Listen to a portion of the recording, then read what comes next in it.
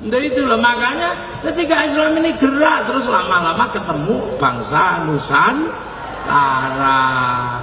Dan bangsa Nusantara ketika sampai ke sini orang Islam dari Arab sana, ini ketemu bangsa yang sedang hebat-hebatnya, ketemu bangsa yang lagi kuatnya, punya negara besar namanya Singasari,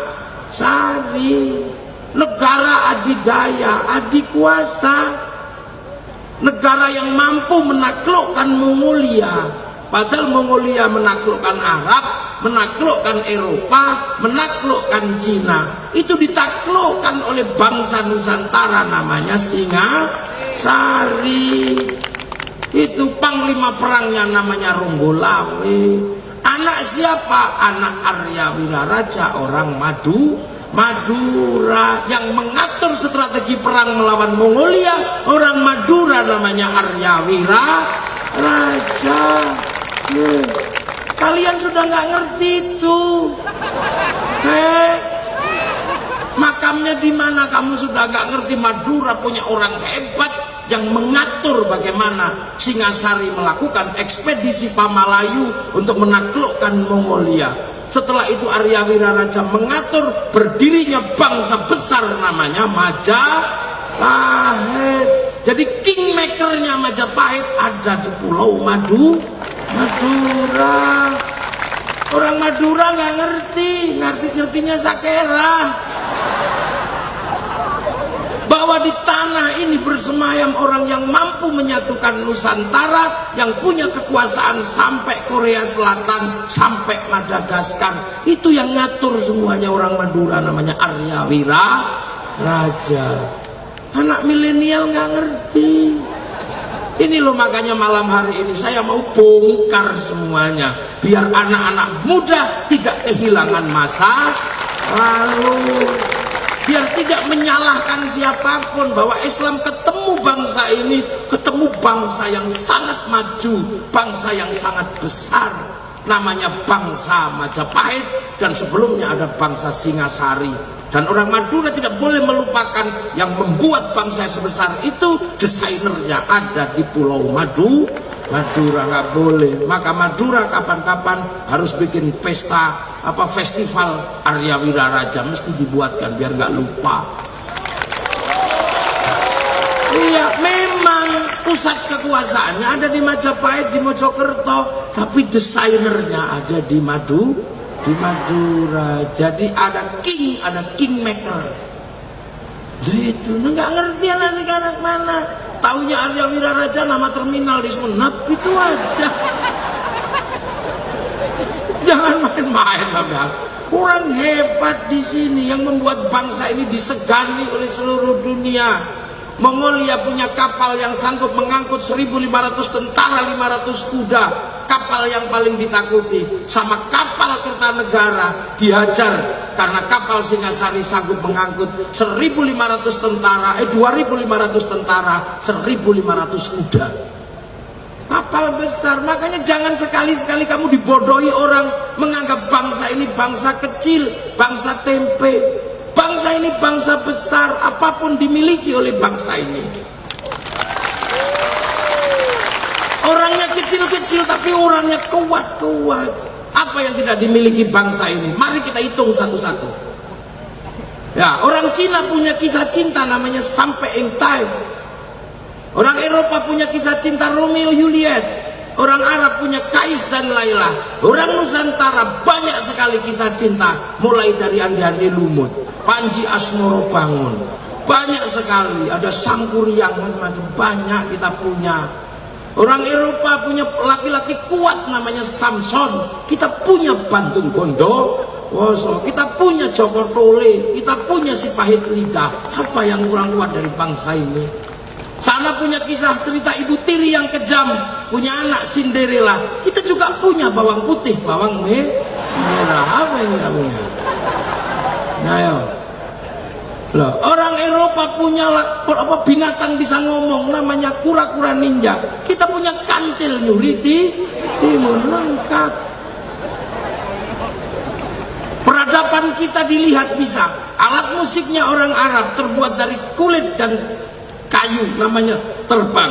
Alat musiknya orang Eropa, gitar terbuat dari kayu dan tali.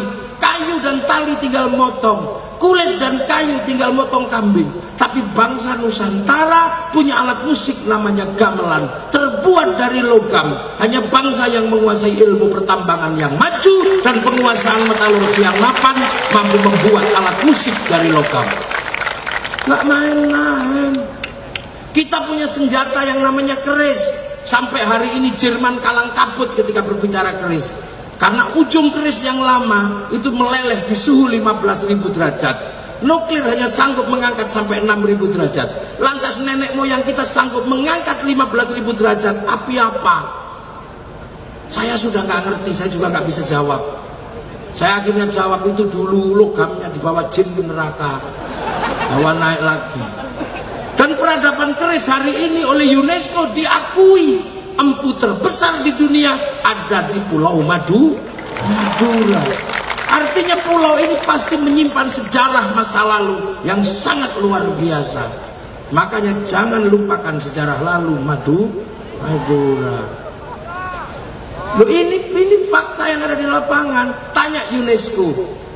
Peradaban keris di dunia pusatnya sekarang ada di Madura, dan satu-satunya empu perempuan ada di Pulau Madura. Hah? Saya aja tahu, kamu nggak ngerti. Kamu sibuk pilpres soalnya. Mari kita pikir satu-satu. Kita punya bangsa besar. Loh, makanya para ulama ketika datang ke Nusantara nggak berani main-main. Cerita tentang surga yang airnya mengalir diceritakan di Nusantara nggak tertarik, karena Nusantara di mana-mana air mengalir. Diceritakan surga itu buah-buahannya banyak. Nusantara sudah banyak buah, cipluan di sawah banyak. Diceritakan surga itu minumnya susu. Orang Nusantara nggak terlalu suka minum susu. Diceritakan surga banyak madu. Di Nusantara di mana-mana madu. Minumnya arak, kalau mau bikin pohon kelapa banyak, namanya tua. Makanya tidak ada cerita pengislaman di Nusantara menggunakan cerita surga, karena Nusantara orang yang sudah pikirannya maju.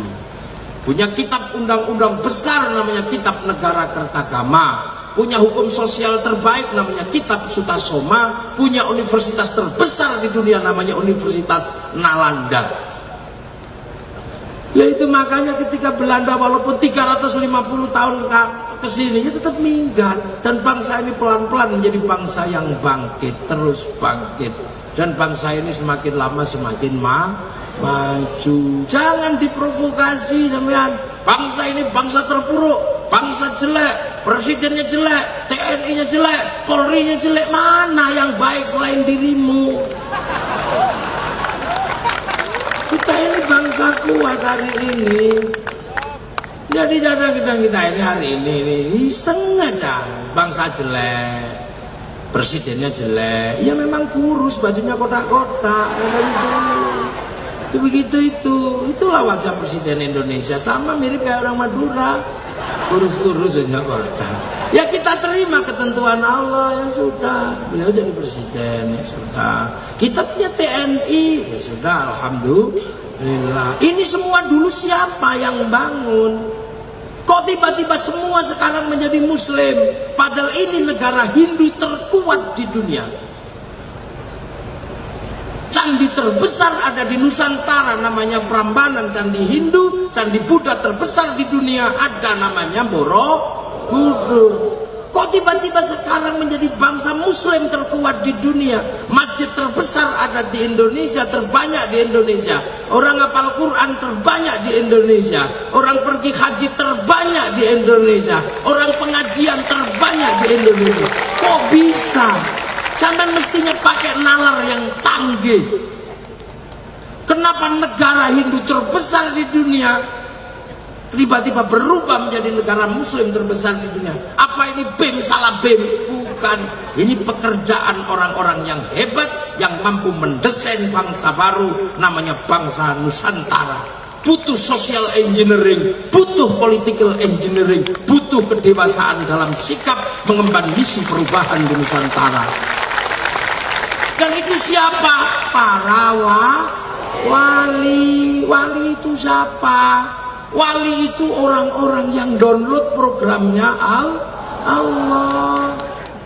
Sallallahu alaihi wasallam.